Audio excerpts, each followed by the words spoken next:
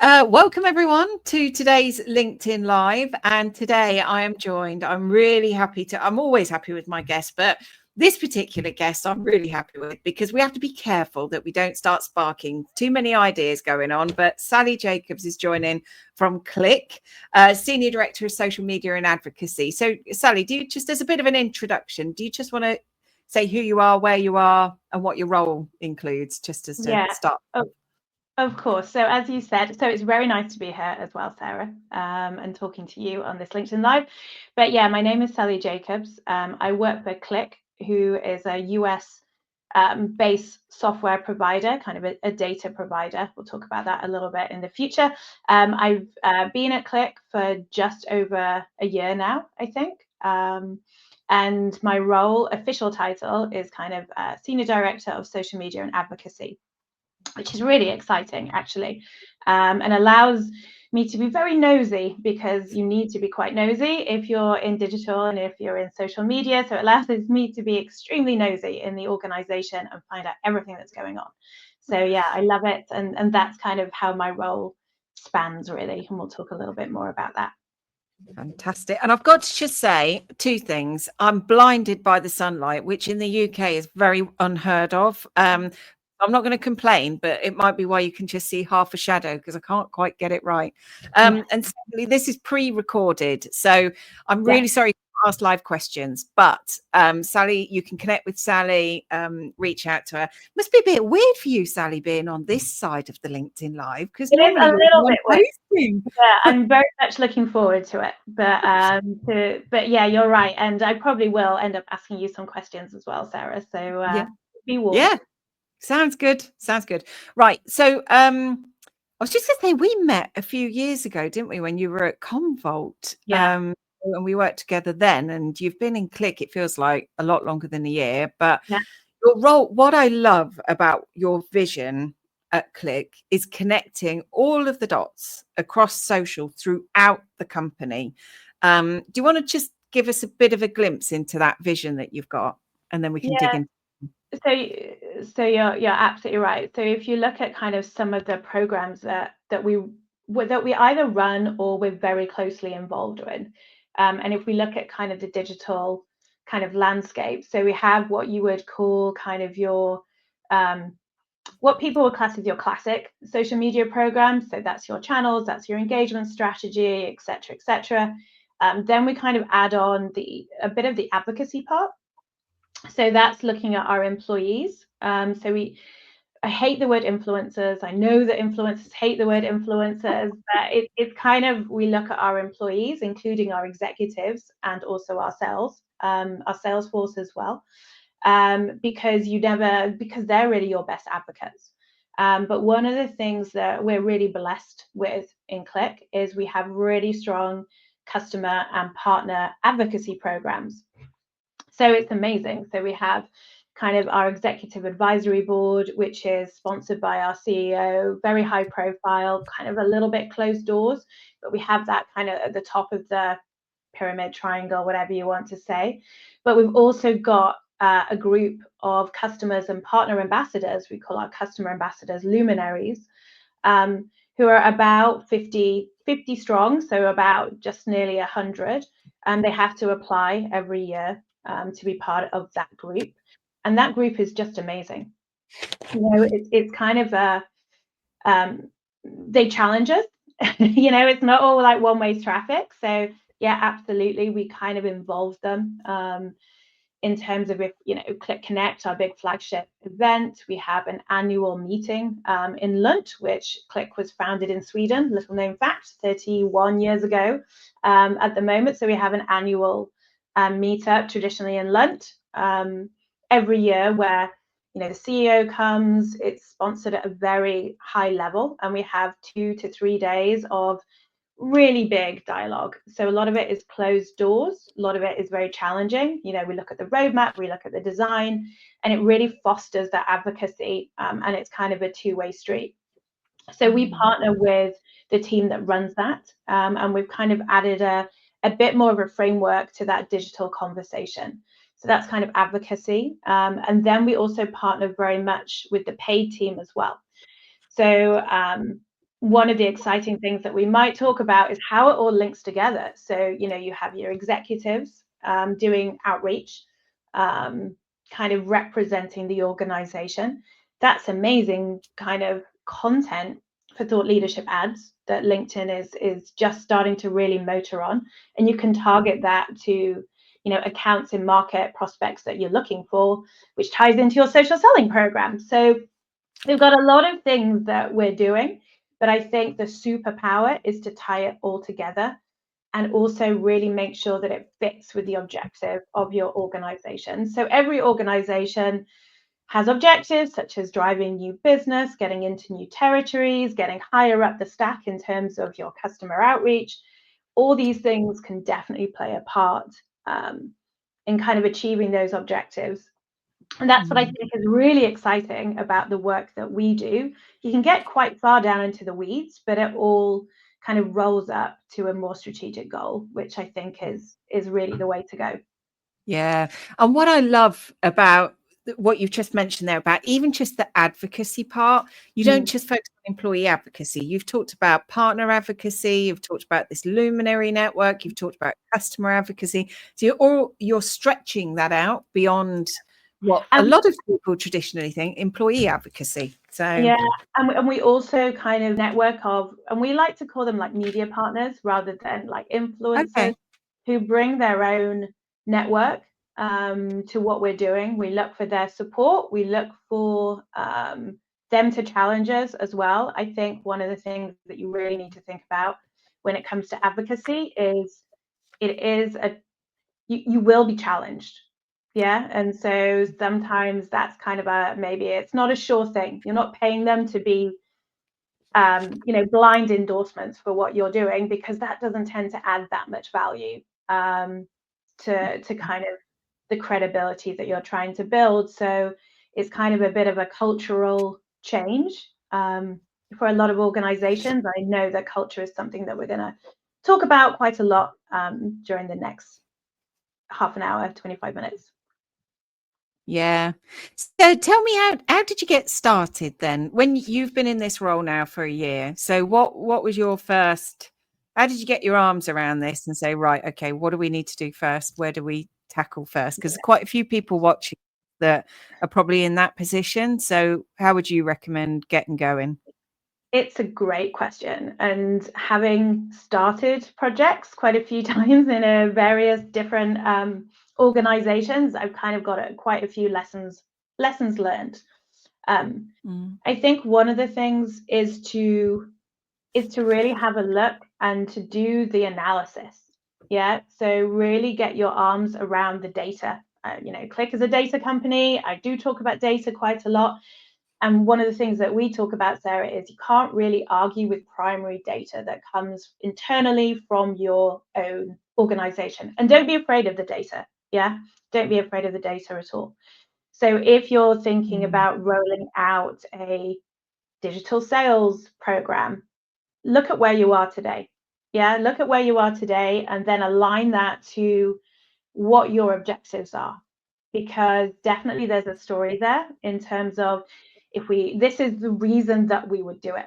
So build your case right at the beginning, and that will help you kind of uncover where you maybe need to go for your champion. So having a champion is really, really, really important. We say that a lot, don't we, when it's like change management, find out your stakeholders, but it really, really is so important, especially in a sales environment where you need to get that credibility quite quickly. And we all know how difficult it is to enforce change in sales. So what I would say is look at the data. If it's a social selling program you want to do, look at sales performance. If you have, think about what you're doing. Think about what you would think about. Are they using the tools? Are there tools in place? Where do you want to start? So start at the beginning and really figure out, and Tribal can help you do this, really, really figure out why you're even doing this in the first place, because that's what you need to get buy-in from the organization. The other little tip I would give is if you want to focus the mind, also have a look to see what your competition is doing. So nothing sparks action like competition. So if you want to think about, okay, you know, how do our employees stack up on social media against the competition? You can work that out. You can do a little analysis to see where you are on that digital journey, where you are on that social media maturity matrix that I know that we've spoken about, Sarah, especially in sales. If you're looking for new business and there's a thorn in your side in terms of a key competitor, and they're like, God, they're showing up all the time, they're always in deals. Find out what their social media maturity is. Are they approaching it? You know, that's always a way to maybe accelerate and focus the mind in terms of where you sit in the grander scheme of things, especially if you work in IT, which is often quite a mature digital kind of sales environment. Yeah. I would also add, actually, Sally, one from an observation I've made is that you network yourself. You get to know everything in the company. So I think anybody leading a program like this needs to be ready for that, because you know, in paid, in sales, in influence, in PR, in comms, in marketing, and because if you're going to connect the dots, you need to be the hub that connects the dots. Yeah. And that's something I think I've observed that you're really, really good at. That I think this role kind of needs. Yeah, that's where the nosiness comes in. Yeah, so it's kind of, yeah, being able to connect the dots, being able to understand what's important, and figure out how that like rolls up to the bigger goal, really. Yeah. And I think the competitive thing is really interesting as well, because you can use tools like Sales Navigator to do that yourself, right? Yeah. So you can find your competitors, see what they're doing, see who's active, what they're active doing. And you can do that not just for sales, you can do that for your execs, you can do that for expert influencers. You can kind of get that insight. I mean, obviously we can help, but that, you know, that's something that you can do. Oh my word, there's so many things I want to talk about that we need to get going on. Let's talk about execs first, and how you're connecting the dots with execs in terms of activating their voices and their brands, but how does that support the rest of the business? Yeah, so execs is a really interesting thing because they are super busy people, right? They are so busy, and they're very successful. Yeah, and they're very successful, not maybe doing the things that we're asking them to do. So sometimes you need to have a kind of conversation with them in terms of, this is why we're doing things. This is why we're recommending that you be more active on social, etc., etc. So this is where tying it into talent and culture and recruitment always helps. So think about those key levers that people are bothered about, if you like, and also tie it back to sales and revenue. Yeah, so one of the things that we've really thought about is, actually, this is not just for you, this is for the business, and to help with some of these goals, coming back to really understanding what those strategic objectives are, but also saying, actually, if you're more active on this topic, then we can use that to connect with these organizations in terms of paid. And the other thing that is really valuable to them is to do some connection analysis. So I was talking about those advocacy programs and that triangle. So connect the execs into the advocacy programs. They're already connected because they're sponsoring it, but actually, are they digitally connected? So in terms of our top level EAB, how many of our execs are actually following, engaging with our EAB members? Because that creates stickiness and that creates higher level conversations and higher level engagements, which is what we all want to do. If one of your execs is an executive sponsor for a partner or for a customer, how well connected are they into those? How well connected are they into those kind of accounts? And also just showing them things like TeamLink, yeah, in terms of, this is what we're asking our salespeople to do. And oh, by the way, you're connected into these people. You can really help us. You could really help us break into this account. So it's kind of moving it out of, this is just a good thing for you to do and you should do it, into, this is how it's going to help with revenue. This is how it could help with recruitment, getting the best recruits. especially as kind of more digital natives come into the workplace, and they are your employees, they are your salespeople, and they are your customers. I think Gartner said that, and we talk about this stat, don't we, Sarah? Like 80% of the supplier-buyer interactions are now on digital. 80%. That's loads. That's loads. And so if you're not active and you're not aware of that, and you're not putting in plans in place to acknowledge that, then it's pretty hard. Yeah. And so it's kind of just thinking of a different kind of way of talking to the execs about why it's so important that they invest time and also invest trust. So it is quite a trust working with the execs. So you do need to build that up. And it kind of ebbs and flows because everyone gets really busy, all that kind of thing. So not to get disheartened, but look at the quick wins. But yeah, I think that's been a really strong program for us. Yeah, and also speaking to them in a language they understand. So if you're talking to maybe the HR organization, it's around talent recruitment, employee driven. And if you're talking in a different area, it's just slightly tweaking it. But there's a couple of words there that you use: loyalty and trust. Well, you didn't say loyalty. I'd put that in my head when you were talking, but you saying about digitally engaging customers, partners, the EAB, the luminaries, it's backing that up with digital engagements that therefore builds loyalty and trust. And it's fantastic. Yeah, and Sales Navigator is a great advocacy tool.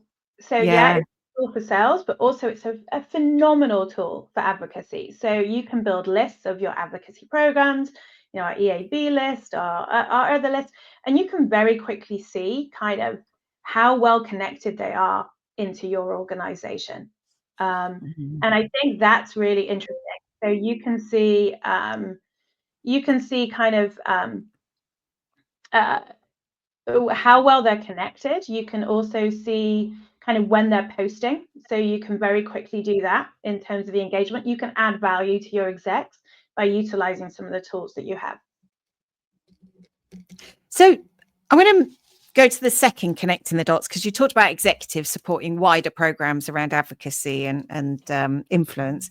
But what about paid then? I think what you're doing in paid is just fascinating. And I don't think many organizations are doing that. And I just think it's such a clever, it doesn't come under your remit, but you work closely with them, don't you? So don't just... Yeah, I think it is, as we kind of re-look at the amount of intelligence we have about our customers and the people that we want to influence, and we work with our sales teams and our marketing teams to kind of prioritize the people who are who have a higher intent score.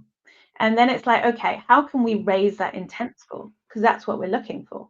So we're doing kind of the broad awareness. We have an amazing new brand campaign that's going to launch very soon that I'm super excited about. But also, let's think about how we can utilize some of the tools that LinkedIn has, like thought leadership, etc., how we can put that in front of the people that are showing intent, that we want to drive intent, that we really want people to see what we're about. And it's fascinating, isn't it, when you can see in Sales Navigator how that intent score changes, because you can see whether they're engaging with that ad, whether the intent score has gone down, whether it's maintained, whether it's gone up. There is so much intelligence there, and I think it really helps the relationship between sales and marketing as well, because you can have that conversation with your sales team in terms of, okay, so we're going to run this more localized campaign to these prioritized accounts that you have told me about. And then we can sit down and go through your Sales Navigator list and see whether the intent score has changed. So then you can follow it up. And I like, it's quite common sense, but if you're not connecting the dots, then it's hard to do all those things. But I think in a world where, because paid media is increasing, the cost per every click is on the up, highly competitive phrases. So you've got two options. You can either throw more money at it, and who has more money? That's not the case. We have to be smart about the way we do this. Or, to use your words, we start prioritizing and we start focusing where the money needs to go, and sponsoring, and this is what I love, sponsored posts. So you're putting employee generated content effectively in front of people. So this isn't an ad necessarily. The place for that, you're not saying no to that, but you're being quite what's the word, intent on where you put things and what you put where, which is clever.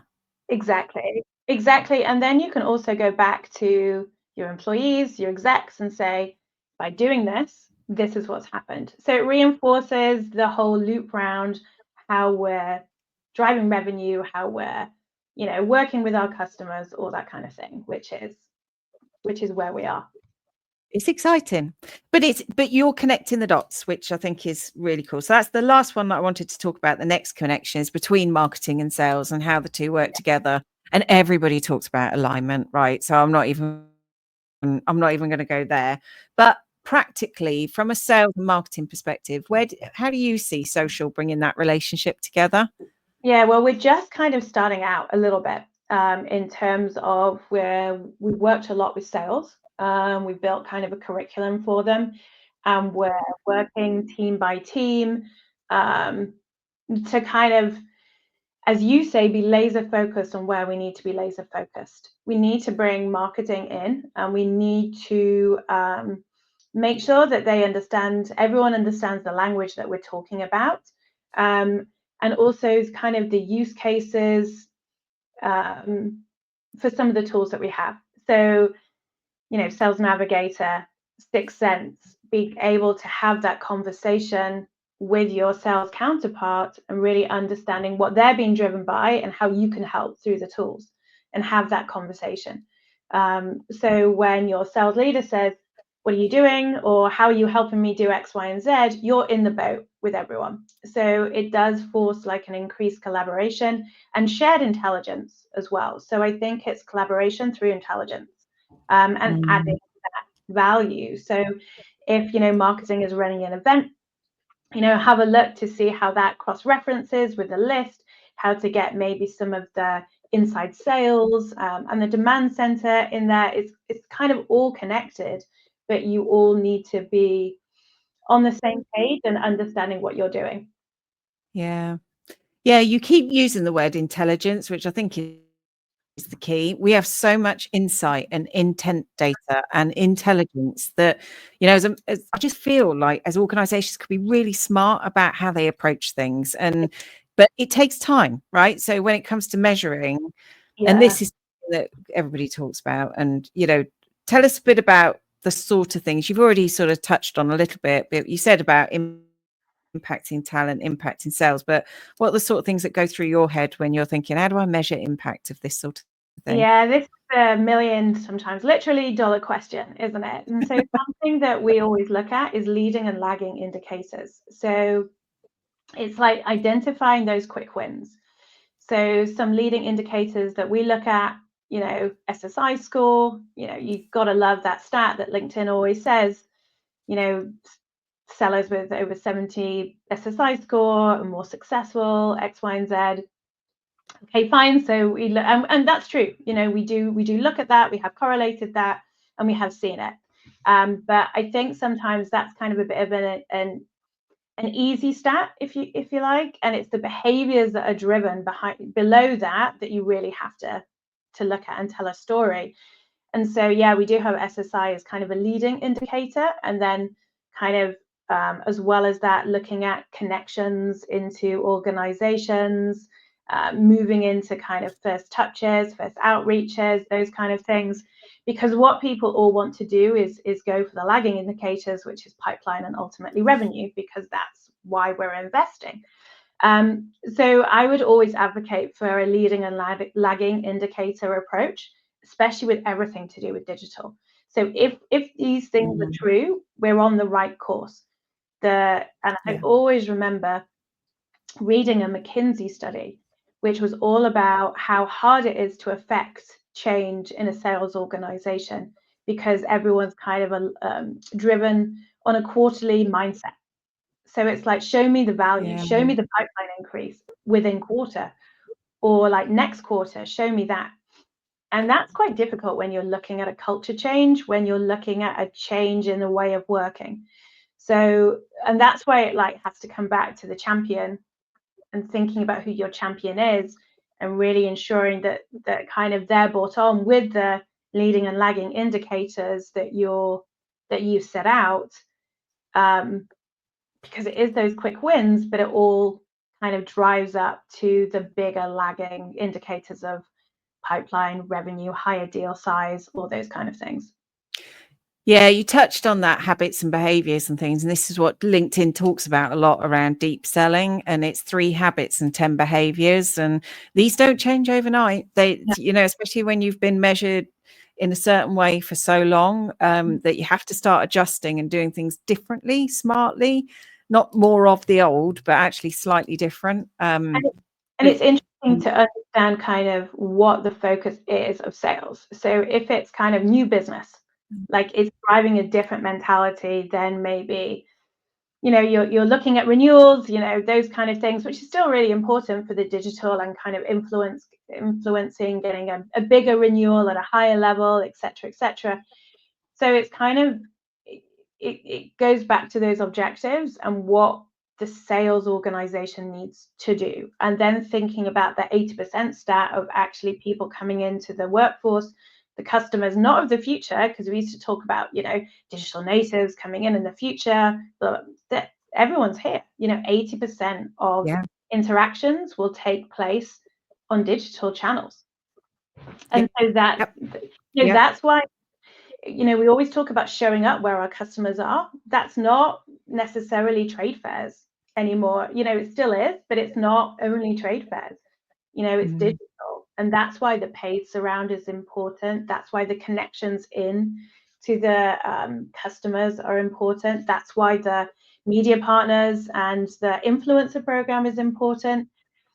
And that's why it needs to be connected. Yeah, all works together. And this is why I love what you do. I've got 2 more questions. You mentioned twice now about having a good champion. So can you just sort of say where you roll up to, which sort of function? Because sometimes people in comms lead this, sometimes it's in marketing, sometimes it's in sales. Where do you sit and who do you roll up to? So I sit in communications. So I work up to Miranda Foster, who is the VP of communications, who has kind of traditional PR, analyst relations. She also owns the customer advocacy side of things. So it's easy to kind of connect those dots. And we roll up into Chris Powell, who's our CMO.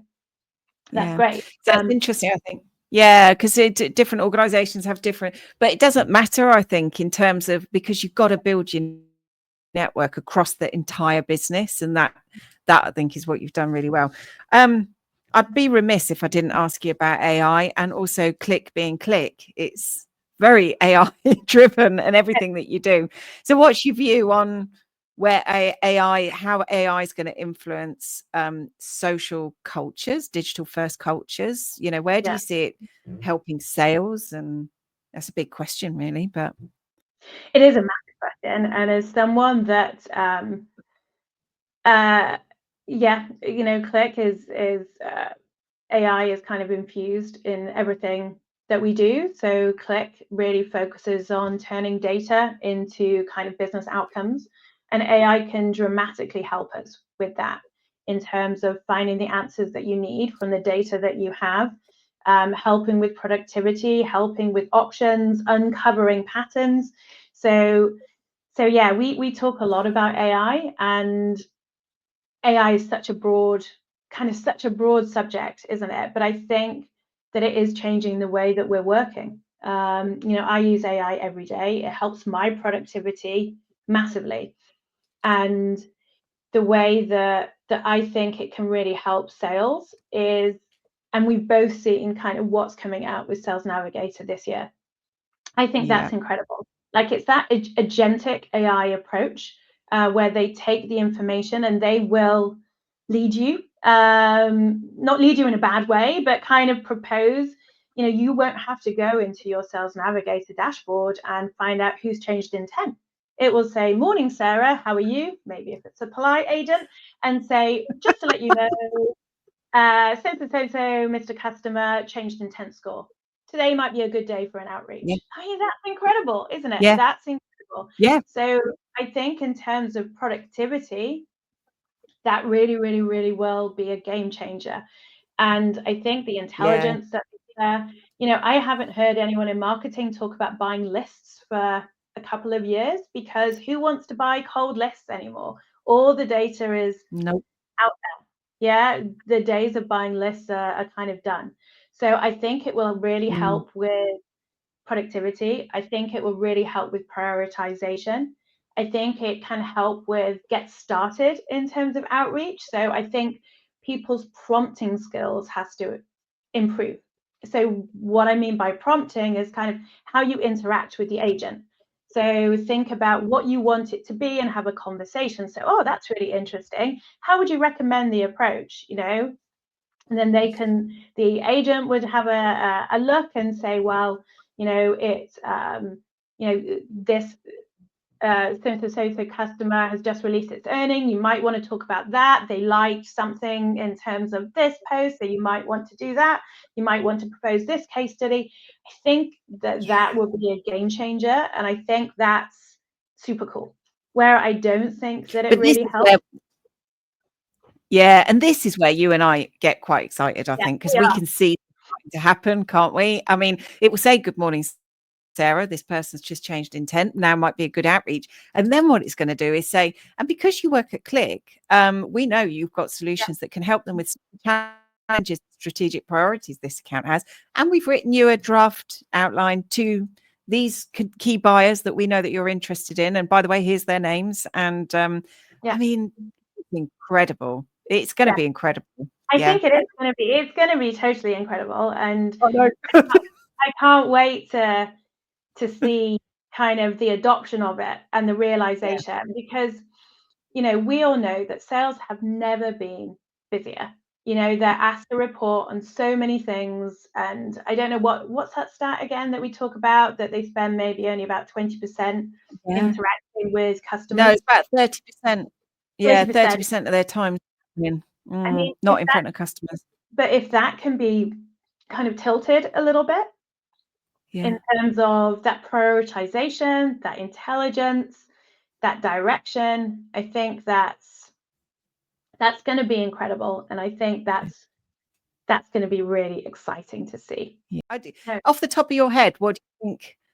What 2 or 3 things can you think? Actually, do you know what? I've done that differently, or I think one of the first, not at Click, but at previous organizations, not getting the buy-in from leadership as much as possible. So focusing things a little bit more at the user level rather than really strengthening those ties at the leadership level, I think is really important.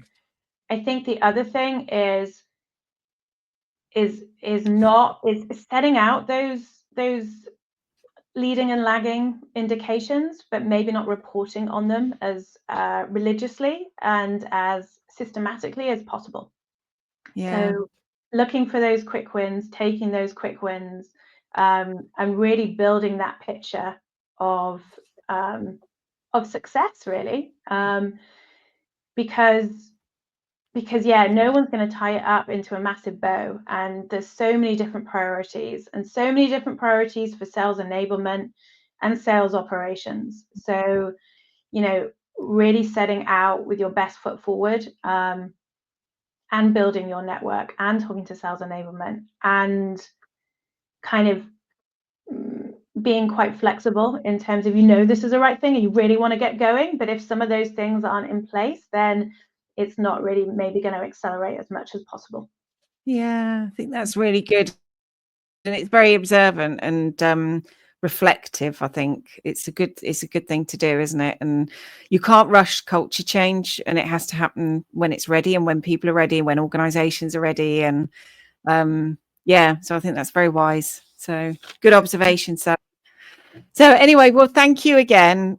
Really appreciate you joining us and sharing your experience, Sally. And anybody who wants to get in touch can connect with you.